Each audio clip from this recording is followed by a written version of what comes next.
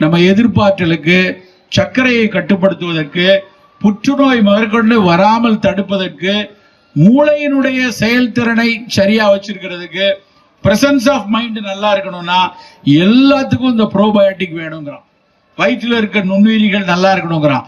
அந்த வயிற்றில் இருக்கிற நுண்ணுயிரிகள் நல்லா இருக்கணும்னா நமக்கு ப்ரோபயோட்டிக் வேணும், ப்ரீபயோட்டிக் வேணும். ப்ரோபயோட்டிக் தெரியும், மோர் வந்து ப்ரோபயோட்டிக். நீராகாரம் வந்து அதுல நிறைய நம்ம முந்தின நாள் தண்ணி விட்டு வச்சு மறுநாள் கரைச்சி குடிக்கும் போது இயல்பா நொதிச்சு அதுல நிறைய லாக்டோபாசிலஸ்லாம் வருங்கிறது நமக்கு தெரியும்.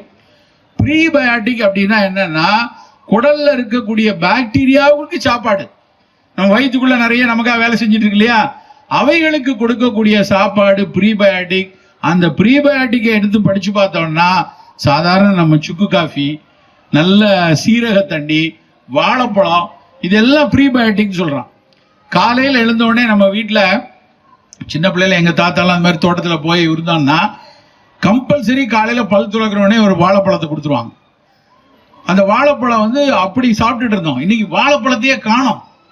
நிறைய இடங்கள்ல ஒரு காலத்துல வந்து நான் பல நேரங்கள் எழுதுவேன். ரயில்வே நிலையங்கள்ல போகும்போது நாங்கெல்லாம் ஓடிக்கிட்டே இருந்தால் 25 வருஷமா ராத்திரி 9:30 மணிக்கு ட்ரெயினுக்கு 9 மணிக்கு வேகமா ஓடுவோம். இரவு சாப்பாடை மறந்துட்டோம்னா அந்த ரயில் நிலையத்தில் வாழைப்பழம் இருக்கும். டக்குன்னு 2 வாழைப்பழத்தை சாப்பிட்டுட்டு தண்ணியை குடிச்சிட்டு அப்படி போய் ட்ரெயின்ல ஏறின காலம் பல நாள் உண்டு. இதே மாதிரி அன்னைக்கு ஒரு நாள் நான் திட்டமிட்டு போறேன், எங்கேயாவது வாழைப்பழம். ரயில் நிலையம் முழுக்க சென்னையில வாழைப்பழம் இல்லை. நீங்க போய் தயவு செய்து போய் பாருங்க, உங்க வேலூர் ஸ்டேஷன்ல எங்கேயாவது இருக்கான்னு பாருங்க. பல இடங்கள்ல வாழைப்பழத்தை காணும். நான் கூட எழுதினேன், ஒருவேளை வாழைப்பழத்தை சாப்பிட்டு தொலியை தூக்கி தண்டவாளத்துல போட்டா வந்தே பாரத் வலிக்கு விழுந்துருமோ, அதனால ரயில் நிலையம் வந்து சண்டை நிப்பாட்டி வச்சுட்டானான்னு தெரியல அப்படின்னு. உடனே அதை எழுதுனதை பார்த்துட்டு ஒரு சதன் ரயில்வேல உள்ள ஒரு ஆபீசர் எனக்கு ஃபோன் பண்றாரு, சார் நாங்கெல்லாம் தடை பண்ணல சார், ஆனா இதுக்கு வந்து நாங்க கடைக்கு வந்து நாங்க உள்ள வச்சிருக்க கடைக்காரர்களுக்கு எங்கெங்க கடை வைக்கிறதுக்கு இவ்வளவு ரூபான்னு அவங்க வந்து டெண்டர் விட்டு கொடுக்குறாங்க இல்லையா, அந்த கடைக்காரங்கெல்லாம் சேர்ந்து 5 ரூபா பிஸ்கெட் விற்கணும்னா வாழைப்பழம் வைக்க கூடாது. யோசிச்சு பாருங்க, 5 ரூபாய்க்கு பிஸ்கெட் வாங்கணும்னா. ஏன்னா அந்த நேரத்தில் நான் அதை எழுதுனதுக்கு அப்புறம் நான் ரயில் நிலையங்கள் பல இடத்துல நின்று பார்க்குறேன். தண்ணி வாங்குற அவ்வளோ பேரும் 15 ரூபா தண்ணி, 5 ரூபாய்க்கு மீதிக்கு ஒரு பிஸ்கெட் பாக்கெட். அப்புறம் பல பிள்ளைங்க அங்கே இருக்கிற லேஸ் பாக்கெட்டு, பிஸ்கெட் பாக்கெட்டு பேயா வித்து கொண்டு இருக்கிறது. ஆனால் வாழைப்பழத்தை காணும்.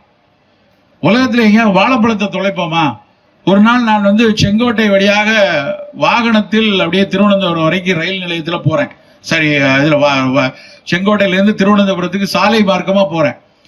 எல்லா இடத்துலையும் கேரளத்தில் அத்தனை தேநீர் கடைகள்லையும் பெட்டி கடைகள்லையும் கொலை கொலையா வாழை மரம் தொங்குது. நாம் கற்றுக்கொள்ள வேண்டும். சிறு வயதில் அப்படிதான் தொங்குச்சு வாழை மரம், கொலை தொங்கும், போய் அப்படி எடுப்போம். பல இடத்துல சேட்டா என்ன வேணும் அப்படின்னு சொல்லிட்டு வாழைப்பழத்தை தள்ளிட்டு தான் உள்ள இருந்து கடைக்காரர் எட்டி பார்க்கிறார். 5 ரகம் 6 ரகம் வந்து அவங்க தொங்க விடுறாங்க. நேந்திரன் வேணுமா, மட்டி வேணுமா, செவ்வாழை வேணுமா, செவ்வாழையில 2 ரகம் 5 இது தொங்க விட்டுருக்காங்க. சென்னையில் பெட்டி கடைகளில் வாழை தார் தொங்குறத பார்க்கவே முடியல, இங்கெல்லாம் இருக்கான்னு தெரியல. 5 ரகங்கள் 6 ரகங்களை தொங்க விட்டுருக்காங்க. எவ்வளவு அற்புதமான ஒரு கனியை நாம் தொலைத்து கொண்டே வரோம். வாழைப்பழத்தை பொறுத்த வரைக்கும் கட்டுப்பாடு இல்லாத சர்க்கரை வைத்திருப்பவர்கள் மட்டும்தான் அதை எடுக்க வேண்டாம். சிறு பிள்ளைகளுக்கெல்லாம் வந்து வாழைப்பழம் அவ்வளவு சிறப்பு. தினம் நம்ம கொடுக்க வேண்டிய விஷயம்.